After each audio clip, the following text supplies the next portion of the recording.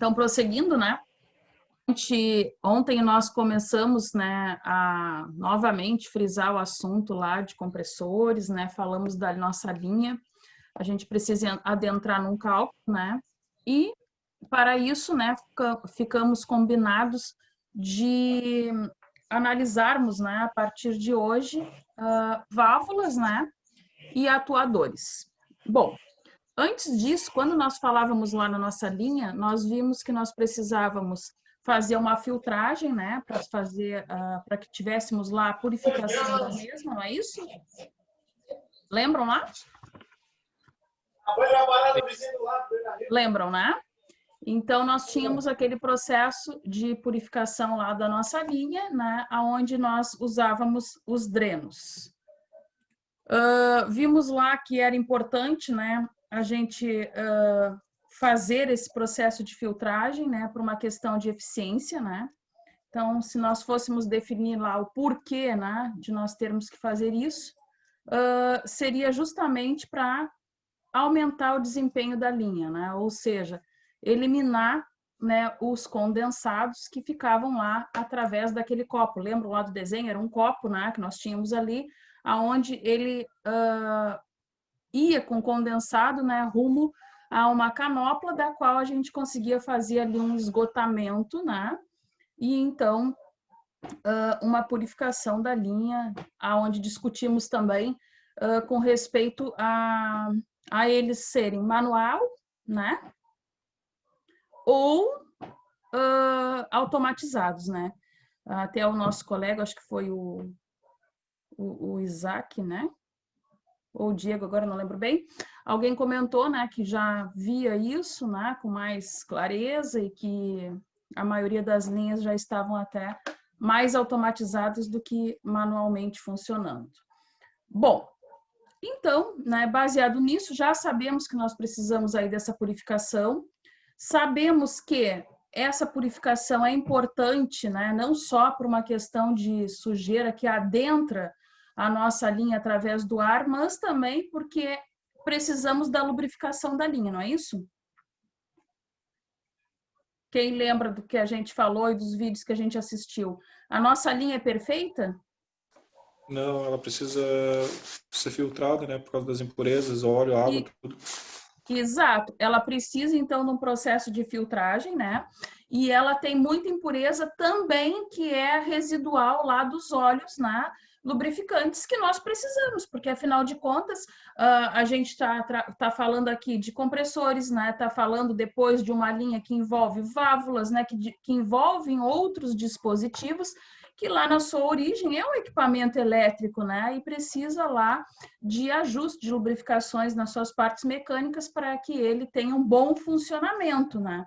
Então, essa lubrificação não é só uma questão do nosso fluido ar estar ali comprometido com alguma sujeira por ele só, né, trazidos lá da atmosfera, mas também gerados, né, ao longo da nossa linha. Bom, baseado nisso, né, a gente consegue começar a falar de válvulas, pode ser?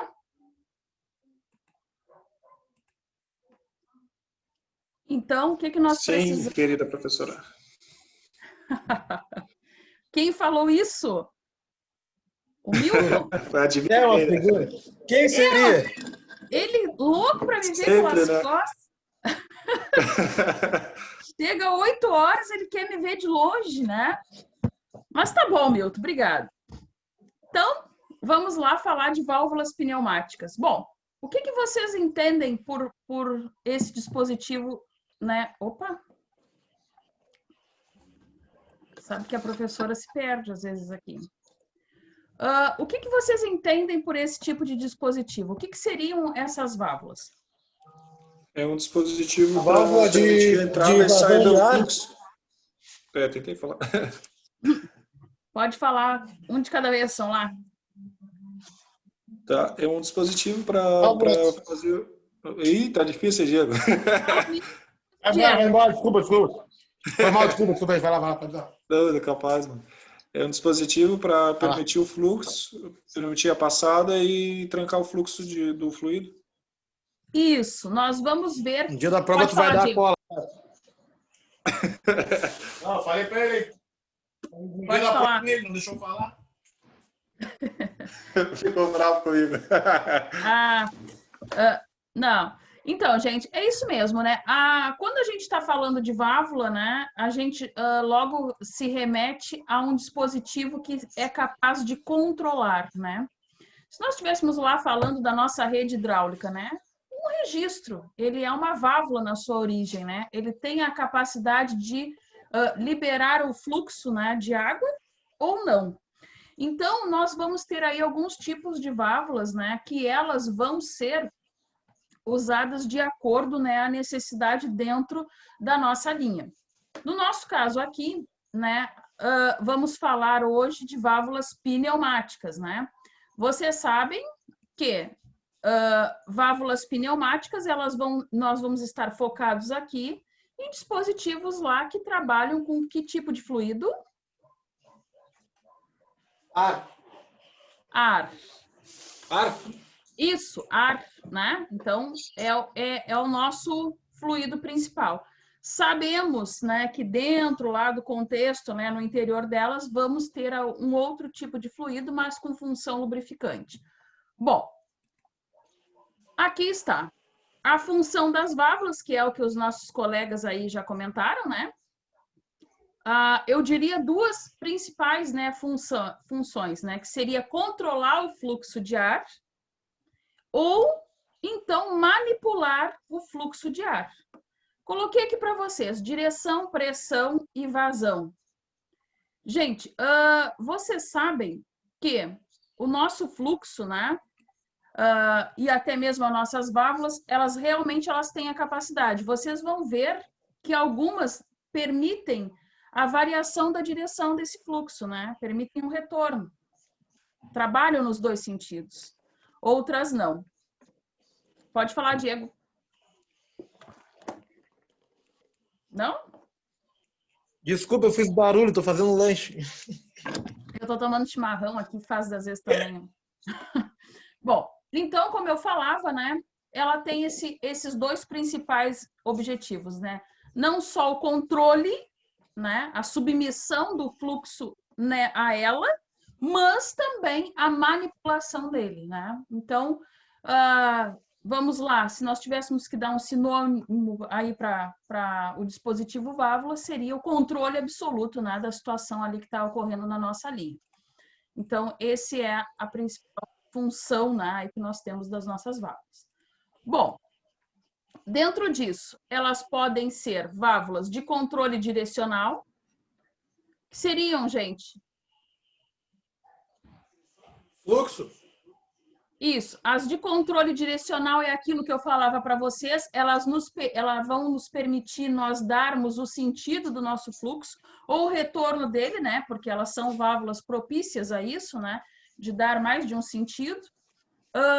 Temos válvulas ali de controle de fluxo, né? Que são muito similares às válvulas controladoras de pressão, mas elas vão ter a capacidade de mexer ali na vazão, né?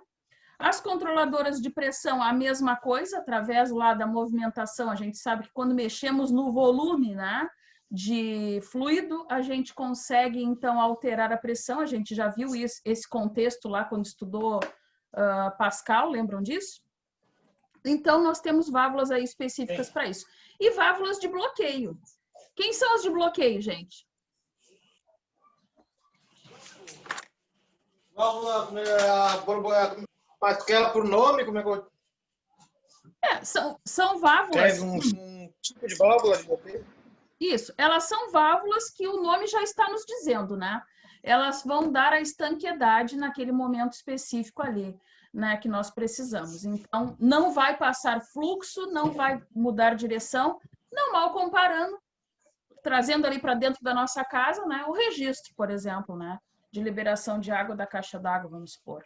Ele serve como um bloqueio. Uma solenoide, por exemplo, lá, né, para quem mexe com elétrico, ela tem também uma função de bloqueio, não é isso? Não deixa de funcionar de uma... Então, não deixa de ser um tipo, né? Inclusive, acho que um dos vídeos, eu não me lembro se foi o que eu escolhi deixar, que de fato fala isso, né? Bom, então, Coloquei aqui, né, para vocês, que a definição, né, de válvulas são as válvulas que, ao receber impulso pneumático, mecânico ou elétrico, né, vão permitir que haja um fluxo de ar pressurizado para alimentar determinados elementos do automatismo. Ou seja, aquilo que a gente já diferenciou na aula de ontem, né? A automação é o nosso objeto de estudo como um todo, né? E os nossos automatismos é aquilo que a gente alimenta aí como algo mais específico dentro da nossa linha. Então, deixa eu ver aqui.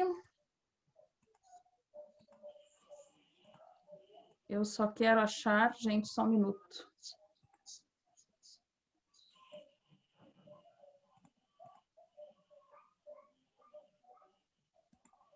Só um pouquinho que eu quero achar as de controle.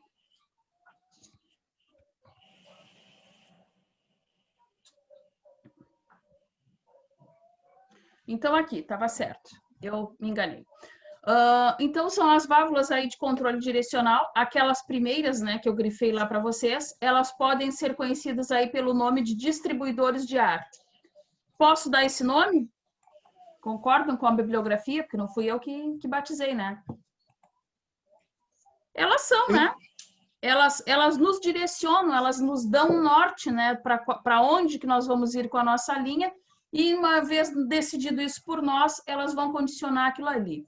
Então, elas são válvulas, né, que se apropriam muito bem, é um bom sinônimo, né, para esse tipo de válvula, dizer que ela é um distribuidor de ar, porque, além disso, né, elas controlam a parada e a partida e o sentido do movimento do atuador, porque vocês sabem que a nossa linha precisa ter o atuador, que é aquele elemento que a gente já comentou muito lá no passado, né, por alto, que ele vai transformar ali aquela energia pneumática depois em trabalho na linha, né, que vai ser aquele cara que diz que a linha vai conseguir operar e se autossustentar, né, ao longo ali do percurso. Bom, aqui eu não vou entrar em alguns detalhes, que eu trouxe um vídeo para explicar melhor. Então, eu quero botar aqui para vocês a convenção da representação das válvulas. Por que eu estou dizendo isso? Porque o que acontece? A nossa representação, lembram lá quando nós tínhamos os compressores, né? Nós tínhamos lá uma representação das quais, quando nós víssemos o nosso projeto, nos ia remeter àquele tipo de elemento, não era isso? Sim. Sim. Então, aqui é a mesma coisa. Quando se trata de válvulas, né, direcionais, ou seja, elas vão nos permitir sentidos dos quais eu quero, né, nós vamos decidir ali do percurso desse fluxo, elas podem aparecer para nós nessa característica aqui. Gente, quem é que já viu aí na indústria algum projeto de válvula ou que achem essas características? Por exemplo, os quadrados, o que significam? A quantidade ou as posições da válvula.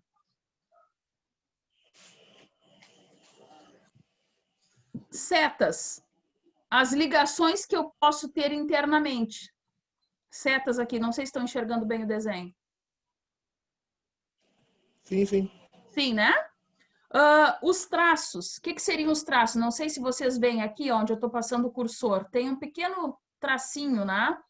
Esses traços ali nos indicam os orifícios da posição, ou seja, esses orifícios lá no futuro, a gente consegue entender que são aqueles capazes de absorver, né, de controlar a pressão, não é isso?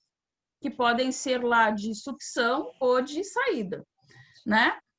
Os traços T, que são esses, né, aqui onde eu passo o cursor novamente, eles são os fechamentos. Ou seja, eu determinei quantas vias ela é e qual posição, eu consigo fechá-la, né, através destes traços aqui em T. Isso é uma representação, tá, gente? Lá na prática, né, vocês vão ver aí outra característica. Os círculos, que eu não botei aqui, mas depois eu vejo uma figura que mostre, seria como se fosse um alvo, tá, gente? Um alvo mesmo, sabe? Aquele de um quadradinho de flecha. Exatamente assim a simbologia, né? 2 círculos, um maior e outro um pouco menor. Que ele seria, então, o condutor de ar. porque nós sabemos que nós precisamos que adentre ar para que isso tudo funcione, não é isso?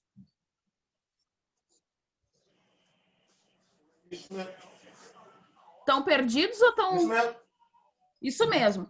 Outra coisa que faltou neste desenho aqui, que não tá, que eu não me dei conta, tá? Peço desculpas porque eu mudei o desenho, que o outro era tão pequeno, achei esse bom no tamanho e acabou que não tinha o que eu precisava. Normalmente elas têm uns triângulos, tá? Aqui em cima. Todos lembram, né? Triângulo. Que seria o quê? A nossa exaustão, ou seja, o escape do ar que a gente precisa ter.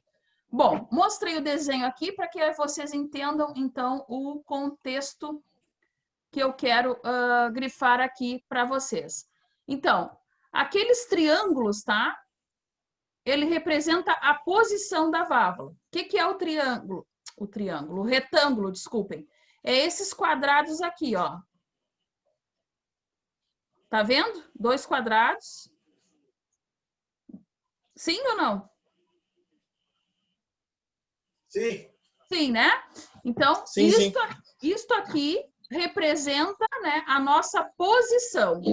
Por que é importante a gente entender isso? Porque às vezes a gente se sobrepõe, né, um triângulo ao outro, a gente muda a posição da válvula. Isso vai refletir na nossa linha como uma nova direção para o nosso fluxo, não é isso? É isso, né? Concordam? Quem não concordar tem que me dizer para mim formular melhor aí o pensamento.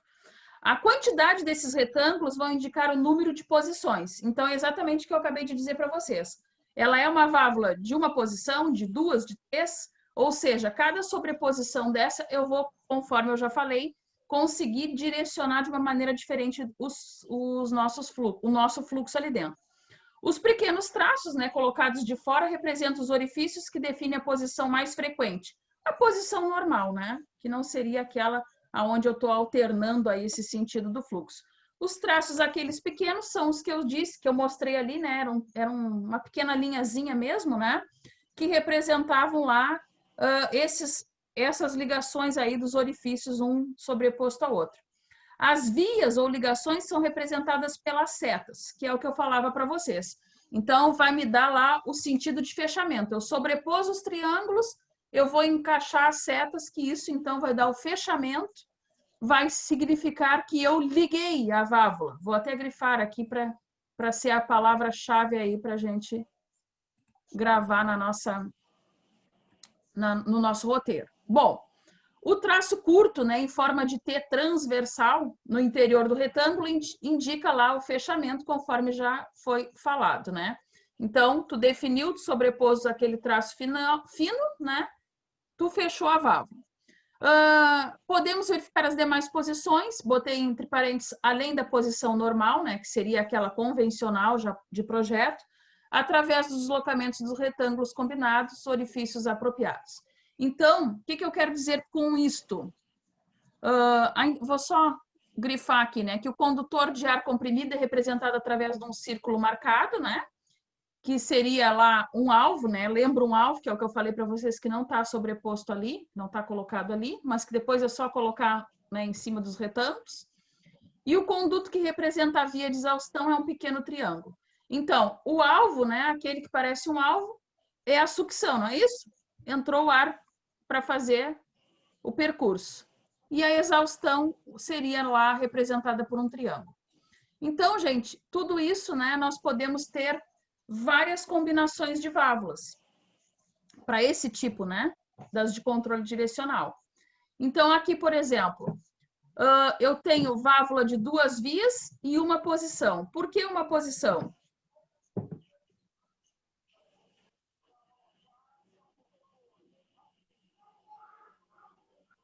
Hein?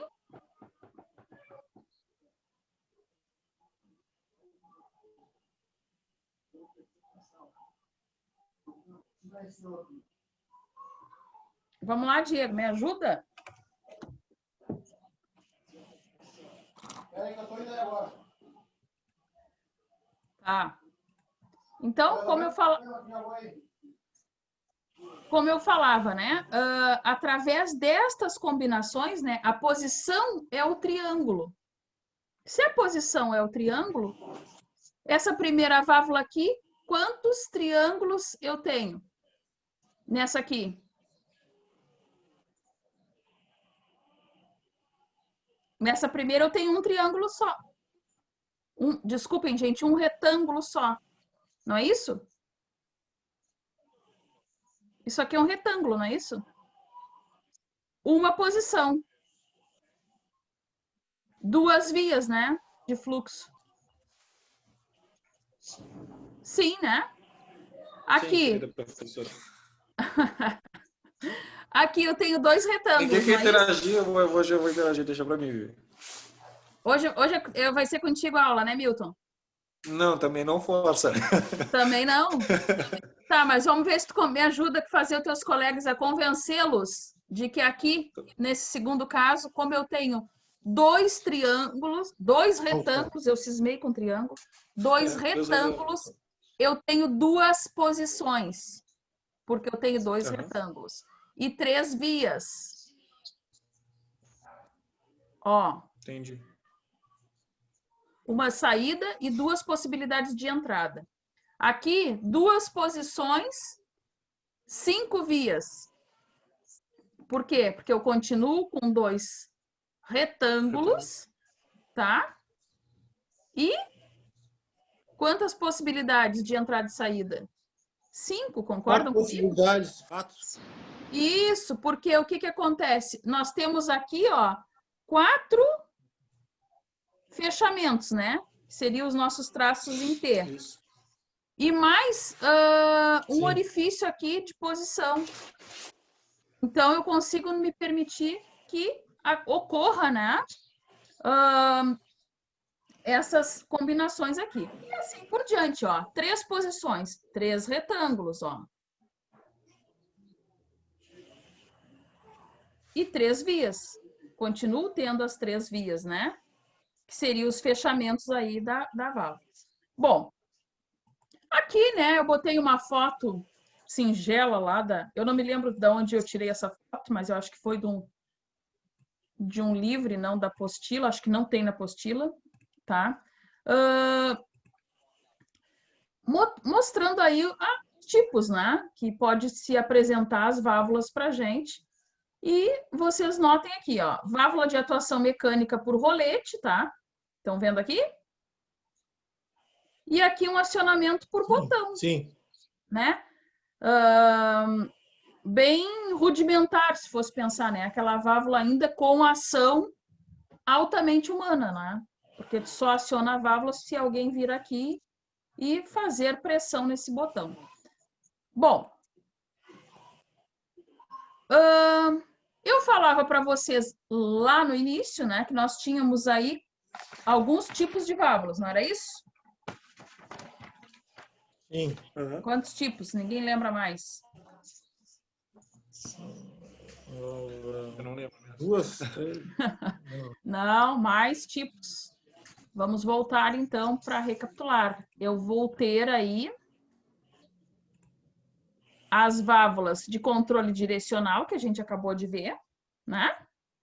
E as reguladoras de fluxo, as reguladoras de pressão e as de bloqueio.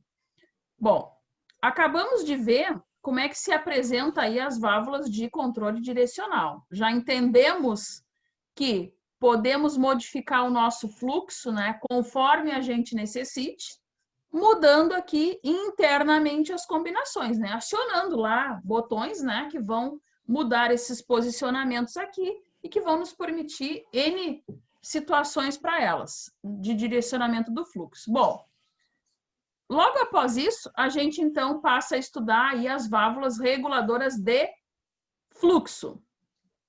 Então, a função, a redução da seção, aumento ou diminuição da vazão.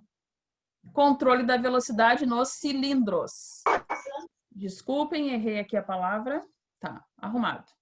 Gente, vocês concordam que quando se trata de fluxo, no momento que eu diminuo a vazão, eu consigo fazer também um movimento, que nem eu coloquei aqui, né? Que aquela redução da seção aumenta ou diminui a vazão? Quem é que enxerga isso? Bruno, tu espirrou na aula, Bruno. Opa, desculpa, professora. Tô meio resfriado. Não faz isso. Tô brincando contigo. Bom, gente, vocês conseguem admitir isso como uma verdade? Aquela afirmação ali das reguladoras de fluxo? Sim. Sim. Qual é um clássico disso que eu posso, um exemplo simples aí, que a gente tem no cotidiano, até mesmo em casa? A mangueira, né, de jardim. Não é uma válvula, mas eu consigo dar como verdadeira essa afirmativa, que no momento, né, que eu restrinjo aquela área ali, eu consigo movimentar ou aumentar a vazão, não é isso? Sim. Quem não enxergou isso, gente, por favor? Certo. Tá certo, né? Quem nunca botou o dedo lá na ponta da mangueira? A fim do jato, né, ser Vai mais... bichar a quantidade. Isso. Por que aquilo? A gente sabe que está saindo menos água, não é isso? Eu restringia a seção ali, sai menos água, porém mais eficaz, não é?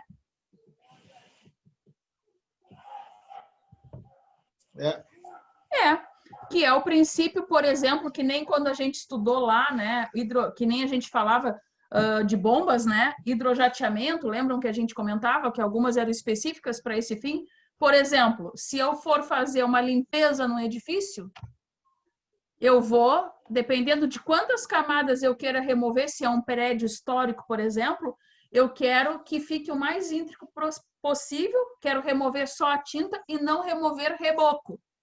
Eu vou equilibrar ali na saída, né, do bico ali do jateamento para que ele remova as camadas de acordo lá com a minha necessidade. Se eu quero num edifício remover reboco, eu vou dar mais, eu vou restringir a área e automaticamente, né, aquele fluxo fica mais pressurizado ali, com mais força de impacto quando toca, não é isso? Sim. Sim. Então, um outro sentido, né, que eu vejo também, outro exemplo que eu dou para vocês, não sei se alguém já viu, aquelas bombas, né, de içamento de concreto. Já viram? A girafa, aquela, né? O hidráulico aquele, ele tem uma mangueira com uma pressão muito grande, com uma dimensional muito grande ali na saída. Porém, a pressão que tem enviada naquele hidráulico para mandar aquele concreto é capaz de estourar uma forma. Esses dias aconteceu comigo. Quando a mangueira, né, jogou o concreto, removeu completamente a forma lateral de uma laje. Ou seja, naquele caso ali, o controle se deu bem como está aqui, ó, provando, né, que eu vou ter esse aumento ou diminuição da vazão, mas quem vai controlar, né, são os dispositivos combinados lá atrás. Mas é possível ter as duas coisas. Então, eu controlo essa velocidade aí dentro daquele cilindro, daquele condutor. Gente, enxergaram isso? Sim, né? Sim. Sim. Sim. Bom, então, dentro aí dessas válvulas reguladoras de fluxo, né? Nós podemos aí ter tipos, né? Alguns tipos delas, assim como as de controle direcional, que eu mostrei lá a figura para vocês, né? Nós podíamos ter combinações que nos permitiam, né, aquele maior controle. Aqui, nós vamos, esses tipos, né, de válvulas existentes, elas vão ter a função aí de influenciar, né? Que é aquilo que eu falava para vocês, de manipular, né, de orientar ali o fluxo conforme a gente queira. Algumas válvulas vão ser fixas, né? Ou seja, o fluxo vai ter um sentido apenas. Outras vão ser variáveis. Outras vão ser unidirecionais e as bidirecionais. Gente, o que significa unidirecional e bidirecional?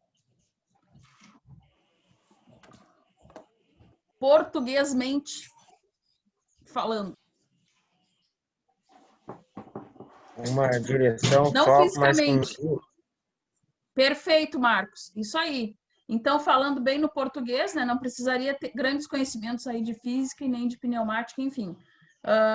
Unidirecional, ela não tem jeito, ela vai permitir um sentido do fluxo e é esse, não tem conversa. As bidirecionais, a gente vai poder dar a regulagem para ela e esse conjunto aí vai poder funcionar nos dois sentidos, né, dos quais nos interessam.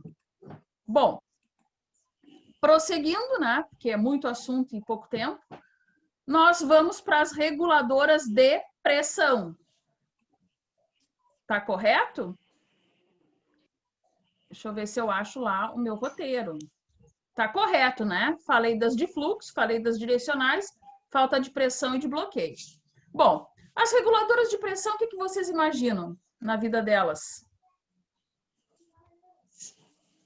Tá aqui, né? Ela vai limitar uma pressão na linha, né? A função dela, assim como as de fluxo era manipular, né? Deixar o fluxo a seu favor, conforme a gente queira, aqui as de pressão a mesma coisa. Só que quando eu falo de pressão, eu quero dizer que não vai haver atenuações e elevações da pressão. O que eu quero dizer com isso? Elas vão deixar a minha pressão o mais uniforme possível. Ou seja, eu não quero nem muita e nem atenuar, né? Nem que ela fique mais restrita, né? Mais baixa. Então, elas vão ter esse propósito. Elas vão deixar a pressão dentro de um parâmetro, né? Lembra ontem, quando eu falava disso para vocês, que eu comentei, né? Da questão lá da rede elétrica, por exemplo? Ninguém quer uma alimentação de 110 que chegue 100, não é isso? Ou então, se é 110, que chegue 115 volts. Isso é um absurdo energético. Por quê? Porque uma fonte entregando algo irregular, descontínuo, pode queimar o nosso equipamento, não é isso? Porque vai estar intimamente ligado lá ao cálculo da nossa corrente circulante. E corrente errada é choque, não é? É queima de equipamentos. Então, por isso que a nossa fonte tem que estar precisa. A mesma coisa aqui.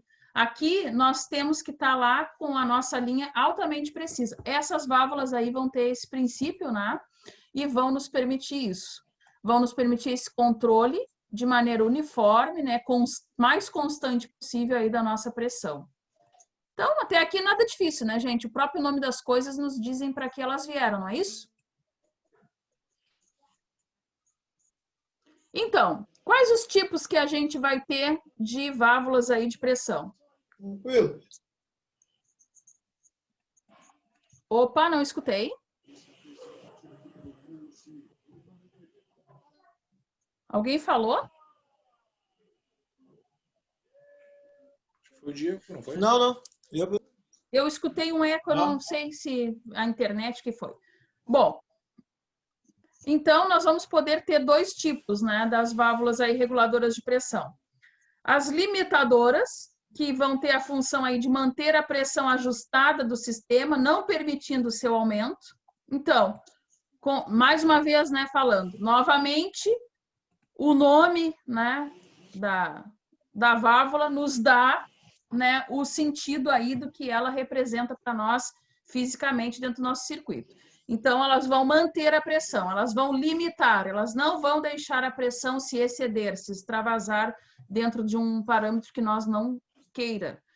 As reguladoras ou com escape, elas vão manter a pressão do sistema constante, independente da pressão de entrada. Sendo que a pressão de entrada sempre tem que ser maior do que a de saída. Gente, eu precisava dizer isso, que eu botei aqui,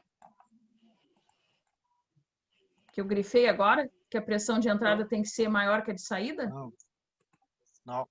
Não, né? Se nós não quiséssemos, estamos dizendo, porque nós estamos estudando, né? Isso aqui é algo empírico, a gente precisa dizer tudo. Mas, assim, lá no nosso projeto, se chegar uma coisa, né, um número aquém do que precisa a saída, está completamente equivocado, o projeto está furado, tem que ser revisto. Então, não precisava ser dito. Nossa pressão tem que ser, né, maior. Então, vejam a diferença. Parece que não tem. O que tu ri, Bruno? Bruno tá faceiro hoje. Ele tá querendo espirrar de novo. Não é nada, professor. Não é nada. Tá tranquilo. Tu espirrar de novo, eu vou te tirar da aula. Vou te tirar daqui. Tô meio resfriado, tô meio ruim. Tá bom, então. Então, gente, é isso, né? Vejam que ela tem uma pequena variação, né? Uma pequena... Parece que não existe uma diferença, mas ela tá aqui e tá gritante, né? Ela não tem uma preocupação da pressão que entra, né? Ela vai fazer o ajuste disso e vai manter, né? Sem elevações. E a outra, né? Ela já não tem, né? No caso, essa intenção, simplesmente vai fazer um controle ali se entrou maior do que precisa sair. Então, uma vai limitar e a outra simplesmente vai regular, fazer a regulagem disso. Bom, baseado nisso, eu quero falar de atuadores para vocês. Quem já viu esse elemento aqui?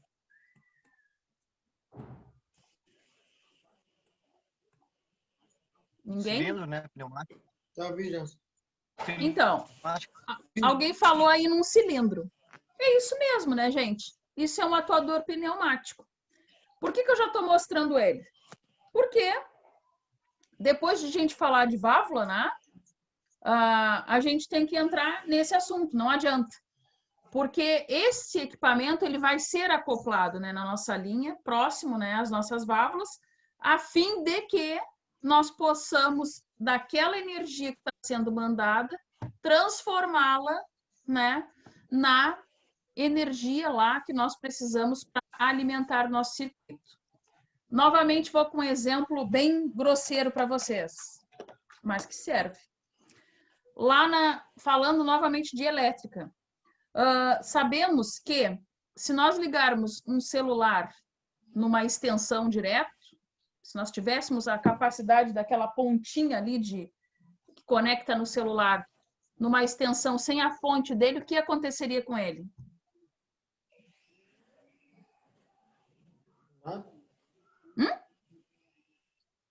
Ia ficar pedindo bateria. Ia queimar. Ia Queimar. Exato. Gente, não funciona. Por quê? Porque um celular, lá na sua origem, ele é um equipamento elétrico ou eletrônico? Eletrônico. Eletrônico. Ele não serve para isso. Ele não funciona assim. Diferente que se nós pegarmos o nosso televisor ou o nosso refrigerador e conectarmos o plug lá na tomada. Ele funciona? Ele precisa de fonte?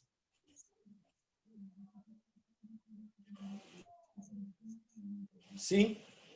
Não, ele precisa de uma alimentação, mas ele não precisa de uma redução, Sim. não é isso? Ele precisa isso, ele precisa de uma fonte alimentadora, porém, isso. Mas o que eu quero que vocês entendam a diferença? Que no nosso caso aqui, o nosso atuador, tá? Não mal comparando, mas só para a gente entender o sentido, ele funciona que nem a fonte lá do celular. Concordam? Ele pega um tipo de energia, lá, a fonte do meu celular, ele tem a capacidade, quando eu ligo o pedaço, né, da fonte ali, está muito longe de mim, quando eu ligo ali, eu ligo ela direto na rede elétrica. Ela capta uma energia elétrica de corrente contínua ou alternada? Alternada, perfeito. E transforma, ela pega lá os 220 volts da tomada e entrega para mim 12 volts em corrente contínua. Por quê? Porque um equipamento eletrônico não funciona em corrente alternada. Ele funciona através de uma bateria. Com bateria, que é a bateria. Quando a gente fala bateria, pilha, é tudo aquilo que funciona em corrente contínua, né? Que tem lá na sua origem eletrônica. Isso está comum para a gente, né? Tá tranquilo. A mesma coisa aqui.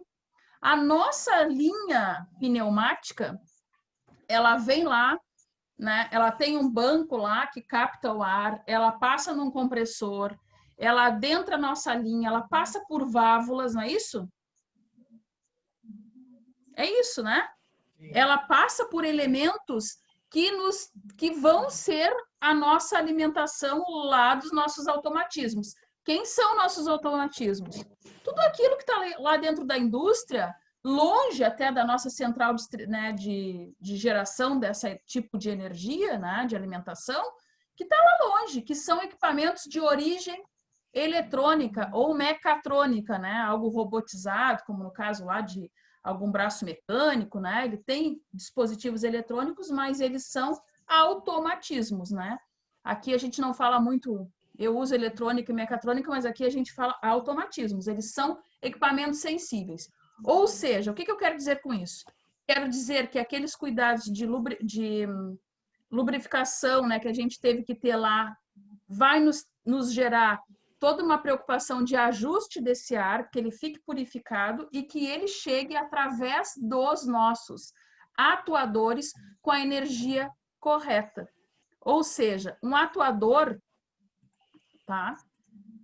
Eu até botei aqui um corte dele, mas não vou me deter explicando isso para vocês, nós vamos ver num vídeo. O que é o conceito de um atuador?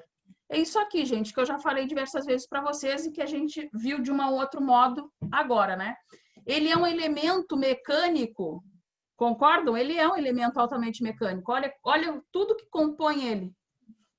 Rolamentos, né? Flanges, né? Se fizéssemos um corte aqui, temos um eixo, não é isso? Ele é altamente mecânico. E que, por meio de movimentos lineares ou rotativos, por que eu estou citando isso? Porque nós vamos ver que os atuadores, eles podem funcionar nos dois sentidos. Eles podem funcionar naqueles girando ao seu próprio eixo, com o princípio da energia cinética, não é isso? Aquela da pista de corrida, que a gente falou algumas vezes aqui, ou funcionar de modo linear. E nós vimos lá alguns conceitos de bomba, até mesmo de compressores, né? Conforme o sentido do fluxo. Então, esses equipamentos altamente mecânicos, tá? Através desses movimentos, eles vão transformar a energia pneumática e a energia cinética. Por quê? Porque alguns, como no caso dos rotativos, né? Eles têm ali, né, alguma sobra de energia gerada cineticamente, pelo ar pressurizado em expansão, produzindo trabalho. Aí eu botei assim, ó, na prática, ele vai converter o ar comprimido em movimento ou força. Vou grifar aqui também. Posso dizer isso? Que na prática é isso? Se nós só ficar lá naquele conceito, né, naquela decoreba, parece que a gente não entende bem, né? Porque ele vai em energia mecânica, energia... Gente, na prática, ele vai pegar aquilo ali, aquele ar comprimido, né, que foi entregue ali na entrada dele, e vai dar força. Eu imagino esse charme de cara de cu, assim, né? Como quem diz, é comigo?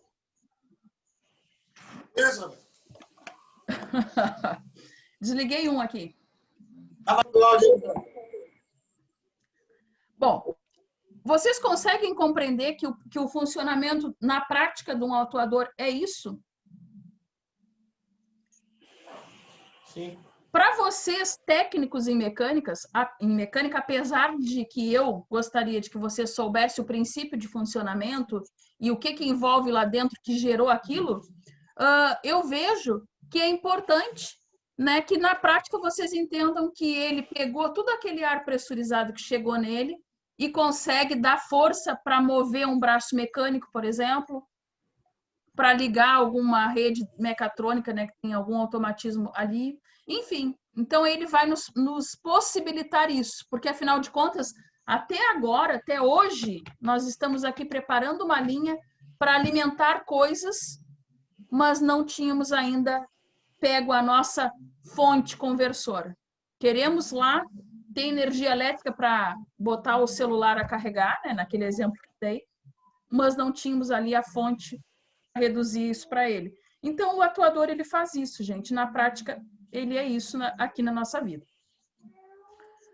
Bom, vocês sabem, né, que tudo tem que ser provado física e matematicamente, ok? Ai, ai. Olha, que legal. Tem alguma coisa? Sempre tem uma Uma equação. pergunta, tem alguma coisa que não precisa ser provada? Tem alguma matéria tua que não vai precisar ser provada matematicamente? Mal que pergunte. Nenhuma. Nenhuma. Não é que eu não queira. Não é que eu não esteja gostando, é só uma pergunta. Tô gostando, tô gostando bastante. Bah, gente, trabalhei em eletrônica com os Tá bom. guris lá da elétrica. Tudo eu provei matematicamente. Se eles disserem que não, aqui tudo dá para provar, mas tudo é física, eu já falei para vocês. Um engenheiro é só consequência, um técnico é só consequência. Tudo é física. Ela explica tudo. Ó. Então, vocês sabem que ela é muito amiga da matemática, que ela sozinha, ela explica as coisas, a física, né? Mas a matemática possibilita que a gente equacione as coisas, não é isso? Sim. Sim, né? Bom, então eu botei aqui, só não vou ficar, né, decifrando equações matemáticas, né, com vocês aqui. Eu botei assim, lembrando o conceito lá de energia cinética. Quando a gente fala em física de cinética, o que significa? Movimento. É isso ou não? Vamos lá na física, gente. Que vocês adoram, eu já sei. Lá, quando a gente fala de algo estático, é algo parado. Quando a gente fala em energia cinética, é como se a gente estivesse lá com a palavra sinônimo, né, que eu gosto de dar para vocês. Igual movimento. Ou seja, aqui eu preciso do movimento para realizar trabalho. Quem é que lembra do Einstein? Eu? Ninguém agora, ninguém conhece, para não estender assunto comigo. Não. É Stewie. Ele foi esse cara aqui, ó. Não foi? Ele conseguiu, né, correlacionar a energia cinética à produção de trabalho, né? Aí, com a velocidade e a massa do corpo. Então, tá aqui, né? A unidade de energia cinética é Joule. Conhecem o Joule? Aí botei aqui para vocês, né, em homenagem lá a um cientista, né, 1818. Ele usou os conceitos lá que nós tínhamos, né, e correlacionou e descobriu lá que a energia cinética é o efeito Joule. Posso falar dele um minuto para vocês, do Joule? Do efeito Joule? Sim. É 10 minutos. É meia hora. Meia hora? Não, o Milton briga, se demorar muito as coisas. E tô cronometrando aqui, não pode passar. Ele tá contando para ir lá fazer queixa na escola, que eu fiquei 10 minutos falando do Joule. Já sei. Gente, brincadeiras à parte. O Joule, tá? Para algumas situações ele é ótimo. Por exemplo, energia cinética, né? Aonde a gente contabiliza lá em Joule. É uma coisa boa, porque a gente sabe que ela produz trabalho, ou seja, significa que eu consegui pegar tudo aquilo que aconteceu, né, daquela energia gerada lá do processo mecânico ou pneumático, ou, né, vou usar assim o termo, né, porque pode ser as duas coisas juntas, e transformo aquilo em trabalho. O meu trabalho vai ser o quê? Eu provar para as pessoas que eu movimentei o braço mecânico, por exemplo, lá no final do processo. Isso, na prática, é a comprovação dessa energia. Por exemplo, o Joule, né? Este trabalho, essa movimentação aí de energia, lá para as pessoas lá da elétrica, Em algumas situações ele é péssimo, o efeito Joule. Alguém sabe me dizer em que situações ele é péssimo? Só para a gente entender aqui.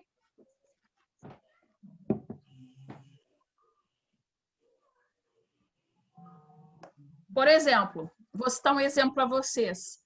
O efeito Joule dentro de um chuveiro elétrico é bom ou é ruim? É ótimo, né? Eu tenho que ter, eu preciso dele gerando aquele efeito, aquele trabalho gerado ali, aquece a água do meu banho, não é isso? Por quê? Se você está falando... Não, vou te provar agora, só não vou te provar matematicamente nesse instante, porque tu não precisa disso, né? Porque é eletricidade, mas eu vou te provar. Lá dentro do meu chuveiro eu tenho uma resistência, que às vezes queima, né, numa hora inapropriada.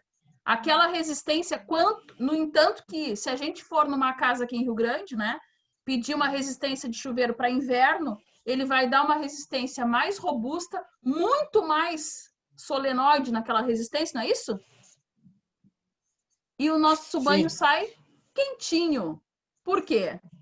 Porque aquela resistência ali, ela produz calor, que é energia, produz efeito Joule, e aquele aquecimento da resistência ali, a circulação de água, a água que cai ali aquece e sai um banho super quente. Quanto maior a resistência, maior efeito Joule, mais banho quente. Neste caso, que nem na pneumática aqui, a transformação daquela energia toda, né, para produzir trabalho por esse efeito, tudo bom. Um lugar que o efeito Joule é péssimo, fio enrolado. Lá na indústria, quando vocês vão usar cabeamento, né, fios, o mais esticado possível, não é isso? Sim. Sim, por quê? Porque fio enrolado é aquecimento. O que é aquecimento? Efeito Joule. Efeito Joule somando fisicamente, mas muito negativo nesse caso, muito. Então, assim, por isso que na nossa casa, né, se vamos usar uma extensão, ela é bem esticada. Por isso, se vamos fazer uma alimentação, né, de uma rede elétrica, existe até aqueles distorcedores, né, aquelas coisinhas, normalmente verdinha, onde tu dá uma voltinha no fio singela, só para ele ficar esticadíssimo, que nem uma linha. Por quê? Para não desprender calor. Porque o que é isso? Eu sei que o exemplo é grosseiro, mas vocês veem mais isso, não é isso? Lá dentro da casa. Isso tudo, né, transforma-se em energia. E em alguns casos positiva, que nem no chuveiro elétrico, e que nem aqui, né, no nosso atuador. E outros casos muito negativo, né, como lá na extensão, que eu citei para vocês, que tem que estar muito esticada, porque senão ela fica superaquecida, chega até derreter o fio. Então, gente, aqui eu tinha um exemplo. Não vamos fazer hoje, vamos fazer tudo amanhã. Eu só quero dizer para vocês que nós temos alguns tipos de atuadores pneumáticos. Os lineares com amortecimento, os lineares de duplo efeito, né? E também vamos ter, eu não coloquei, eu acho aqui no roteiro, que seriam os rotativos, tá? Bom, não tem problema. Dentro desse contexto, tá? Olha aqui o que o Diego não queria. Botei aqui. Para o êxito, né, do nosso dimensionamento dos nossos atuadores, nós temos conceitos físicos e matemáticos de energia cinética, trabalho e torque. Assim, que isso, gente? Essa figura aqui?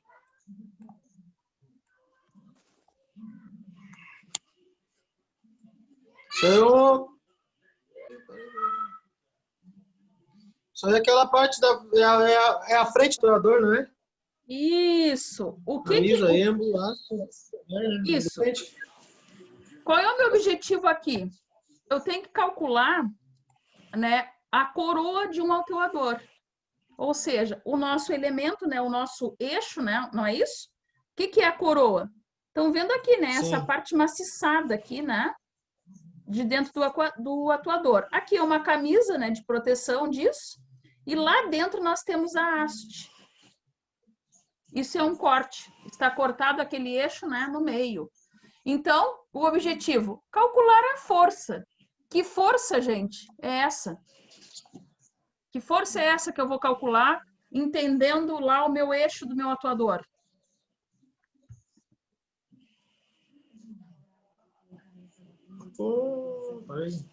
O meu objetivo ali é calcular a força que vai ser capaz de movimentar, né? Não é isso? Eu não disse que eu ia captar a energia, botar para dentro dele e entregá-la a ela de uma maneira que me interessa, como força, para alimentar lá o meu braço mecânico, Sim. por exemplo? Eu falei isso para vocês, não é isso? É isso. Então, o nosso objetivo aqui é a gente chegar num cálculo, né, que nos possibilite isso. Bom, como é que se faz esse cálculo, né? Aqui, ó,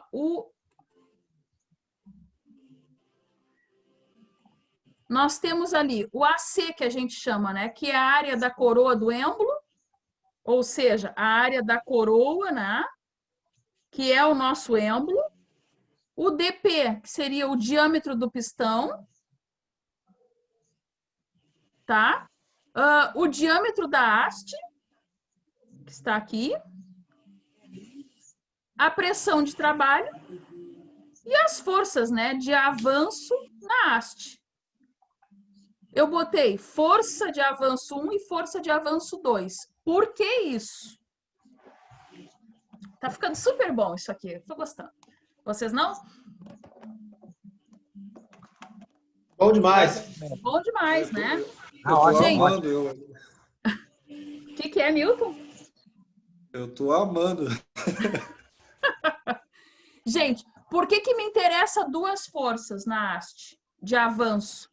A gente sabe que para nós termos esse movimento, nós também temos que contar com a força que impulsiona aquilo, né? E com a que retrai aquilo.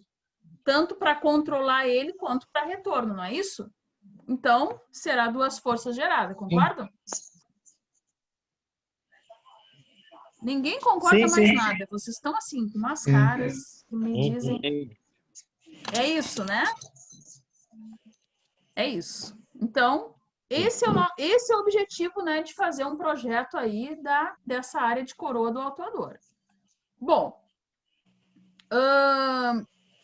aí eu botei aqui, né, que esse cálculo da área de um atuador, assim como nos corpos simples, né, em movimento aí de física, nesses elementos nós temos as duas forças agindo, que seria a força de avanço, né, lá simbolizado pelo FA, e a força de retorno, simbolizada ali pelo FE.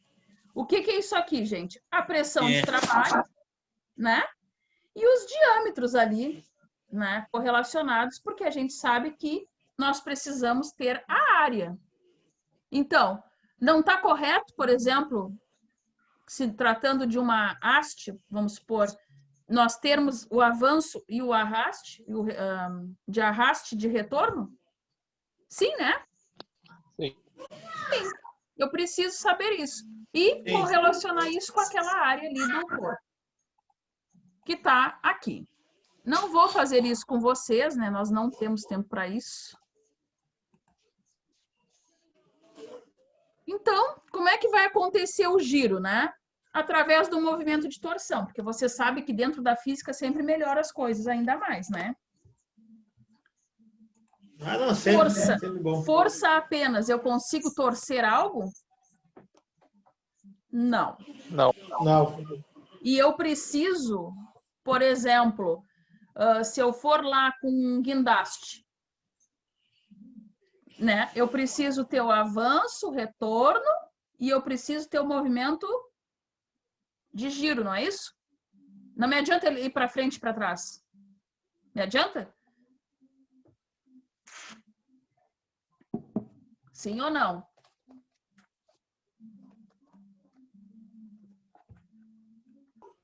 Eu vi que travou, aí eu bloqueia aqui a gravação. Bom, retornando. Eu preciso ter, né, levar em conta também a questão do giro dele, não é isso? É isso, né? Sim. Então, por este motivo que eu faço aqui a pergunta para vocês, como é que ocorre esse giro? Através da força de torção. O que é força de torção, gente?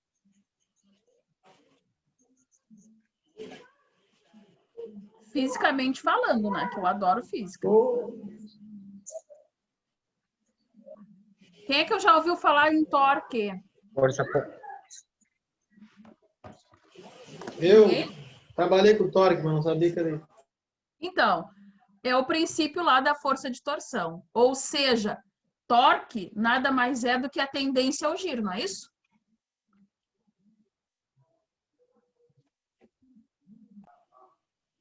Não, Bom, tá. voltando lá. Tá, voltou. Esse giro, então, que foi perguntado ali, Voltou. né, no slide anterior, significa, né, o momento de torção. O que é momento de torção? Ele é a força, né, multiplicado pela distância. Gente, esse é o princípio do torque. A força aplicada com a distância que tu tens que levar em conta para que aquilo aconteça. Vou contar uma historinha pequena, que o Milton não gosta de histórias muito compridas, né, para vocês. Lá, 400 anos antes de Jesus, tá, existia um pescador chamado Arquimedes. Quem lembra dele? Ninguém, né? Só eu que estudo física.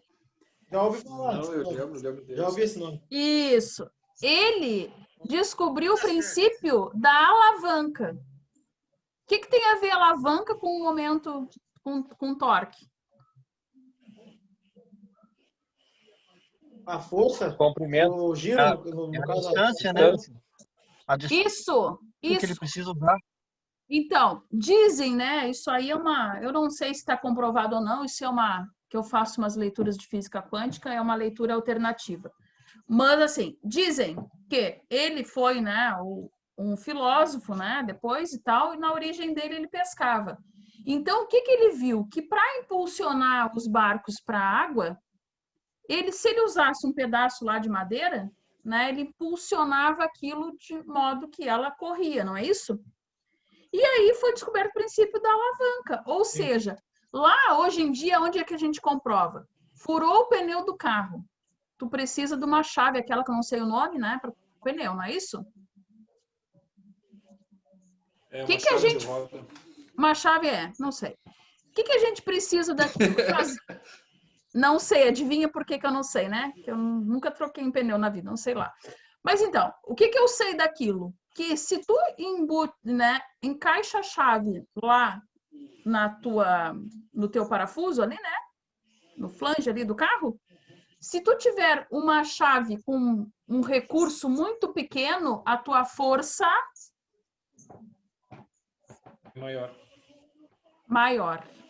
É menor. É menor, desculpa. Não, maior. Tu precisa que ela seja grande para que tu tenhas um recurso, não é isso? Isso. Olha aqui. O teu momento torsor não é a tua força aplicada vezes a distância? Tu vai conseguir um torque, uma rotação naquele eixo. Quanto maior for a tua distância, vai ser maior aqui, não é isso? Em outras palavras, o que eu quero dizer no exemplo lá do carro, para ver se vocês concordam comigo? Vamos supor que para impulsionar aquela chave de roda, né, a gente suba na ponta da chave de roda. A tua massa mudou? Tu muda a tua massa?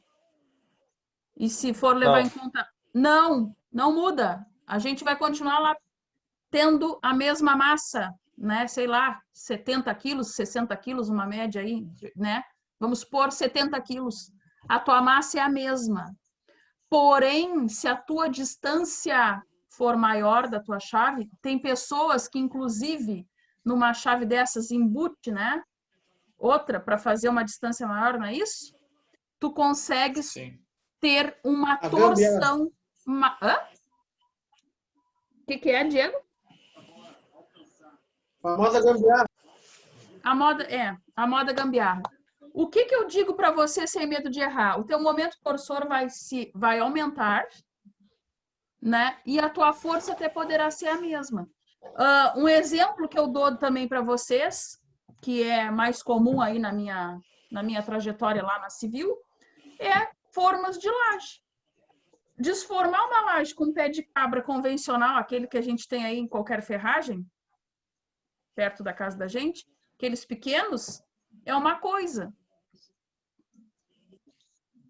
Desformar uma laje com um pé de cabra, aqueles, que nem o Diego falou, né? A moda, aquele que tu confecciona até na obra, né? Com vergalhão, os caras ali tacam fogo com maçarico, né? Na ponta, dobram lá a ponta dele ali para que adentre na forma, dão uma lixadinha para ter aquela ponta ali mais penetrante e ele com uma haste mais comprida. O que acontece? Diminui a força que eles vão ter que aplicar. A sensação é menor e a influência que tem é maior.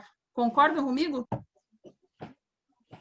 Vivi, eu concordo, mas soubesse a tristeza que eu tô de escutar isso de ti hoje, porque eu passei o dia inteiro com uma chave de impacto e uma alavanca fazendo força hoje. E tu veio falar isso hoje para mim. Ô, Milton, visse só? Que tristeza. Que tristeza. Visse como eu falei que a física é importante? Olha aí, ó, tão importante que tem um bebê lindo assistindo a aula ali. Vocês estão vendo ele? Oi, Nenê? Isso aí é truque. Ele bota a criança que sabe que vai gostar da criança e vai acabar com a aula. Tô gostando desse truque.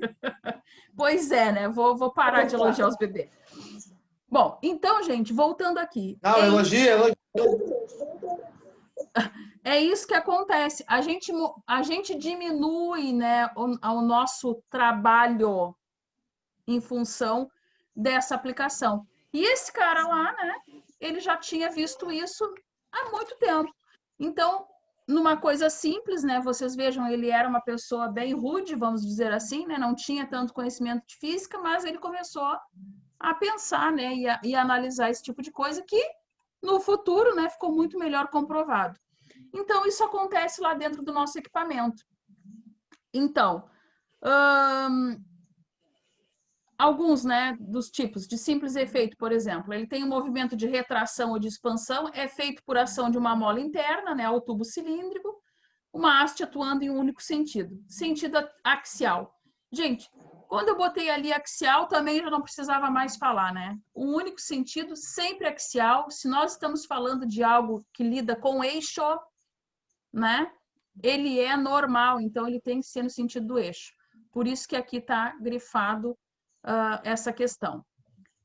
Qual o uso disso, né? Fixação de gaveta de moldes, expulsão, prensagem, elevação e alimentação de componentes aí. Então, ele tem aí na bibliografia esta simbologia, que vocês vão ver lá melhor na apostila. Os de duplo efeito.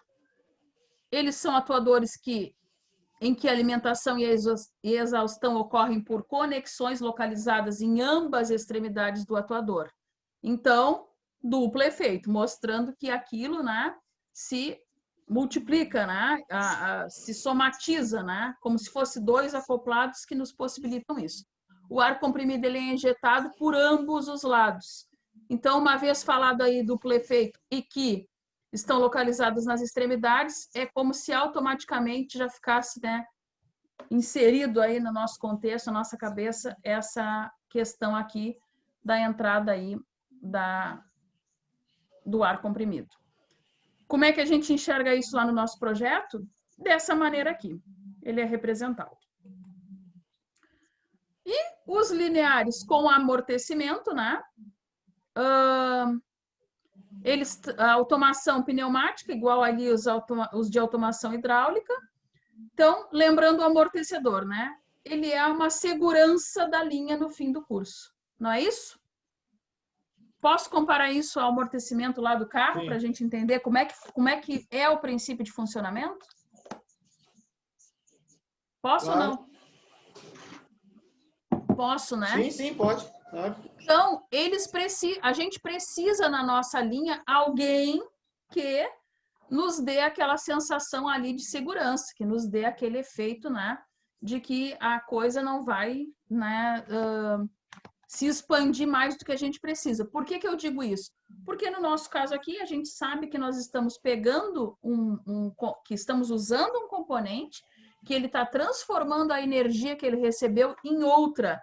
E essa outra é em forma de força, de empurrar ou trazer de volta, né? Avanço e arraste, que nem a gente viu no cálculo ali, no formulário. E também rotacional, né? Aquela força que envolve ali em torno ali do eixo. Então, o que que acontece? A gente precisa compreender que nós temos que ter uma segurança. Então, existe também para determinadas situações esse tipo, né, de atuadores, que seriam lá os com amortecimento.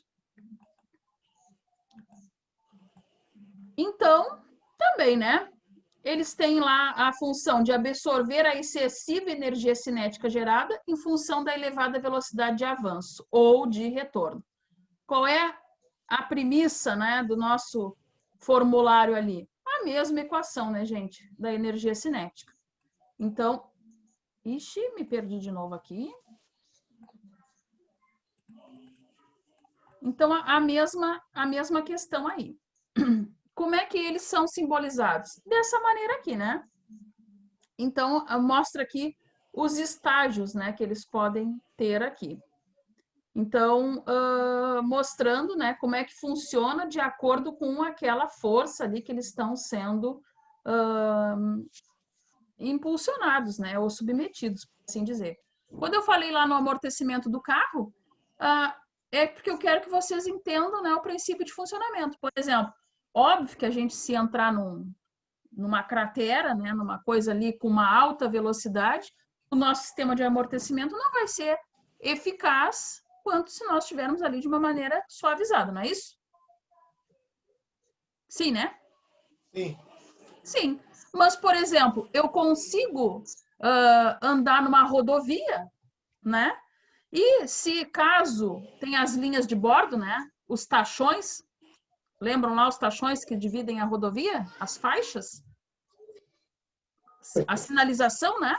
Se eu conseguir, na velocidade que eu tô, pegar a roda ali, o próprio sistema, né, de ar pressurizado naquela roda e o molejo, né, dos amortecedores vão me permitir, então, que eu tenha uma certa estabilidade e que o carro não sinta o impacto. Então, né, não mal comparando, mas comparando bem, né, é a mesma coisa. Eles têm esse tipo de molejo aqui dentro deles que nos permite, então, essa segurança aí da linha para não dar altos impactos. Os de duplo efeitos especiais, ele tem a mesma princípio de funcionamento que nós falamos aqui, tudo centrado lá na energia cinética, né, naquela comprovação. Porém, como ele é algo especial, né, eu botei aqui para atuar em situações ali bem específicas, né? Então, aonde seria? Simultaneidade de movimentos, né, atuações com alto impacto, regulagem de curso, né, velocidade altamente controlada, deslocamentos de alta precisão. Então, tudo que é maquinário, né, que é coisa que nos vier assim, nos remeter a algo muito específico, né, são para situações também muito específicas, ou seja, setores lá bem precisos, né, que a gente possa ter lá na nossa fábrica, que então vai nos exigir o uso desse tipo de maquinário.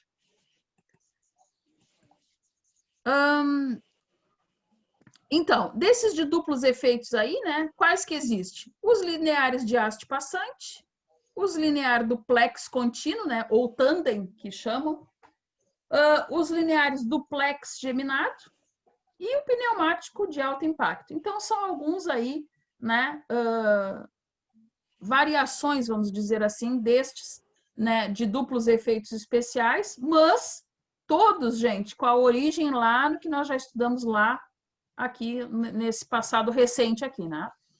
Então, os de haste passante, eles vão realizar trabalhos em dois sentidos, vão absorver pequenas cargas laterais, força exatamente igual em ambos sentidos. Não está a simbologia dele, fico devendo, mas está lá na apostila. Os duplex contínuo, né, ou os tandem, é o resultado de 2 atuadores lineares aí de duplo efeito, mesmo diâmetro em série. Já falamos aqui, né? Usei lá meus exemplos lá da eletricidade para vocês, não é isso? Tudo que a gente tem em série significa que a gente está somando, está somatizando, né, a linha, não é isso? Sim.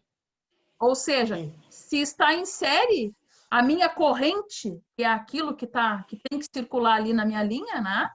Não interessa o que cada componente está absorvendo da minha fonte. Interessa que a minha corrente, que seria a minha pressão, né? Grosseiramente falando aqui, está constante e uniforme. Então, é isso que eu quero dizer aqui quando eu falo, né, em série, porque é assim mesmo que vai funcionar lá. Bom, eu não gosto de passar muitos slides, porque vocês se assustam com o que tem, né, ainda.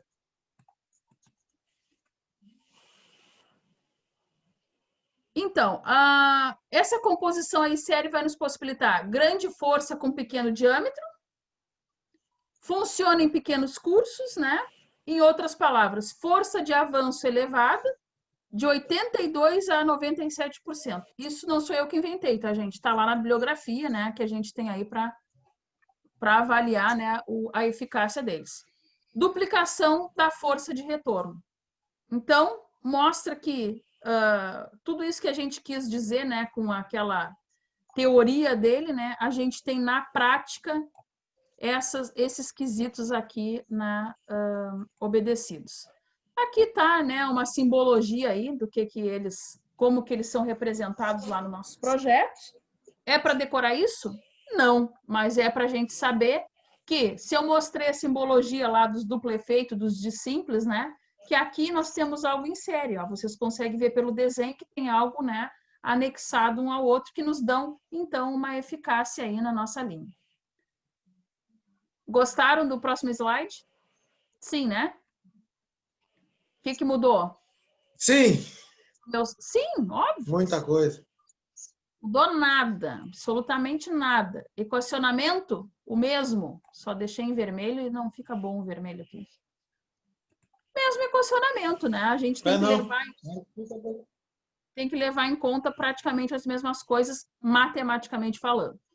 Os duplex geminado, né? São aí atuadores modificados, né? Para atender a grandes deslocamentos e deslocamentos escalonados. O que seria algo escalonado?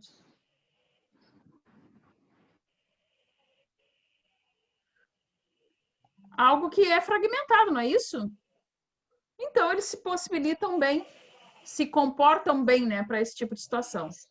Ele tem aí uma baixa aplicação de força, né, e um diâmetro ali da camisa bem reduzido. O que seria esse diâmetro? Aquele que eu mostrei naquela figura lá elementar, né, que a gente iniciou estudando lá.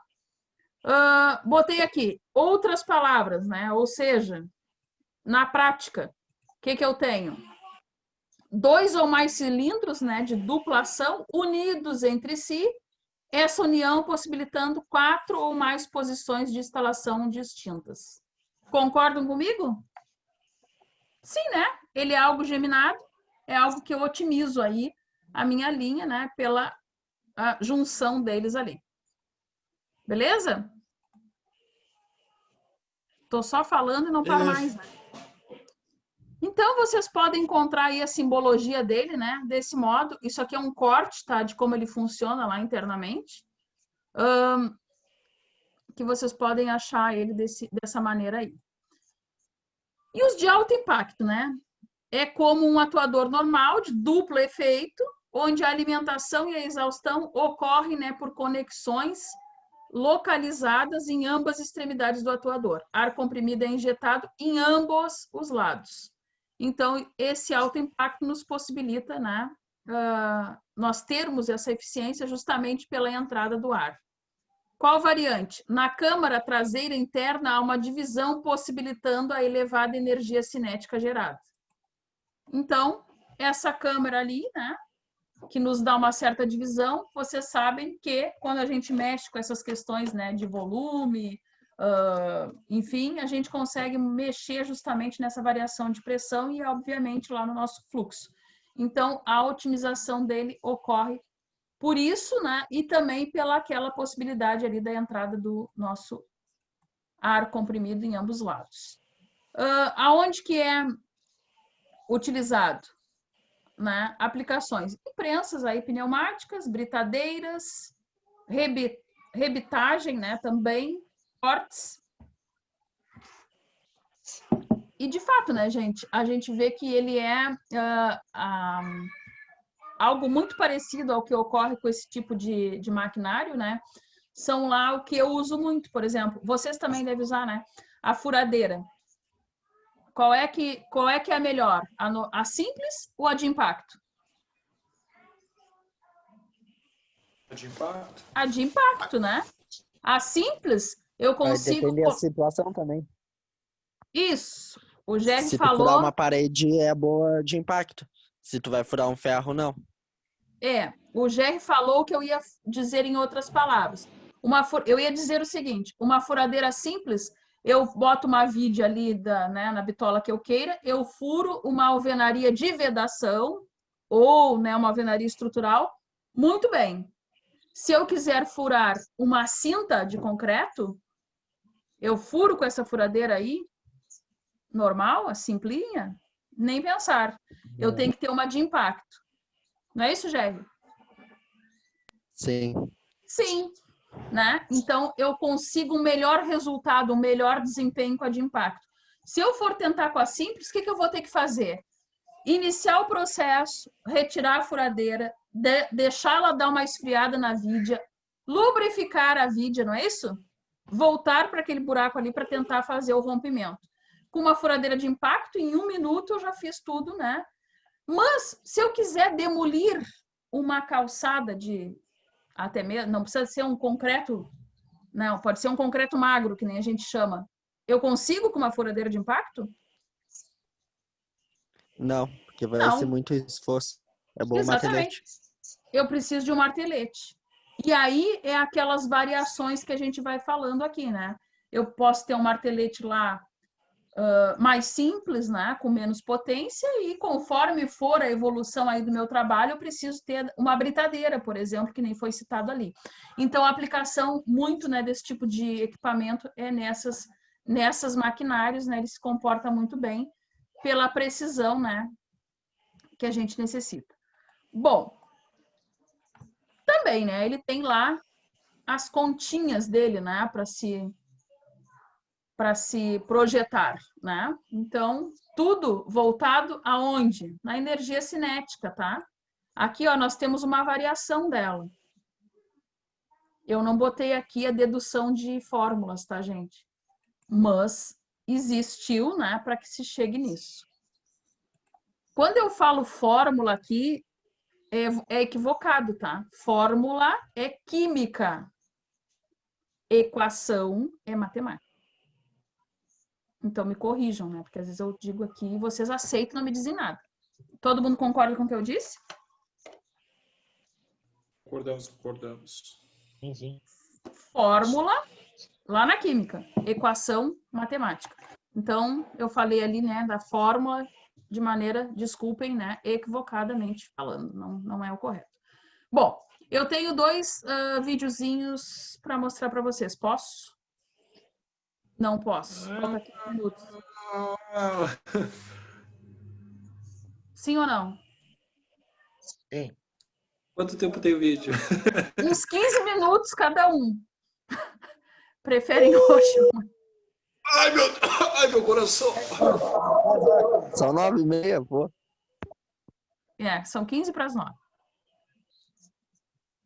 Tá decidido. Melhor deixar para amanhã. Melhor deixar para amanhã, eu acho. Nesse vídeo, a intenção é ver como funciona na prática, né, as válvulas, né, e também os atuadores. O vídeo, ele não, são 2, tá? Ele não se detém em ficar ali divagando nesses conceitos que a gente estudou hoje, né? Nem em equacionamentos matemáticos, nada disso. Ele simplesmente mostra qual é a aplicação, né, e como que ele funciona lá mecanicamente falando, como que ele é preciso dentro dessas linhas aí pneumáticas que a gente vem falando ao longo. Amanhã vou tentar, né, abrir a sala umas 10 para 7 para dar tempo da gente fazer isso, porque amanhã assistam a aula que nós vamos aprender a calcular uma rede pneumática. É o jeito. É o jeito, né, Diego? Opa, errei. É a chamada que eu quero.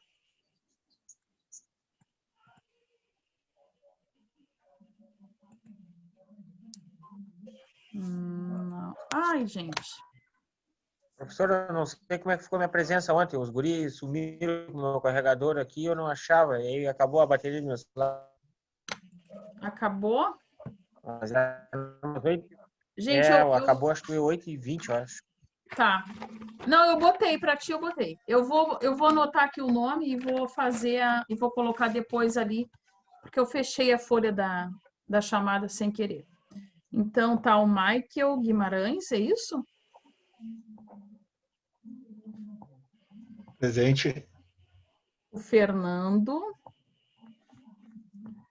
o Milton, o Marcos, o Antônio, o Jerry, o Ariel, o Gabriel, o Diego, Eu! Guilherme, o Bruno, que parou de espirrar, graças a Deus. Né, Bruno? O Lucas Ribeiro e o Alexandre. Então, são esses os presentes.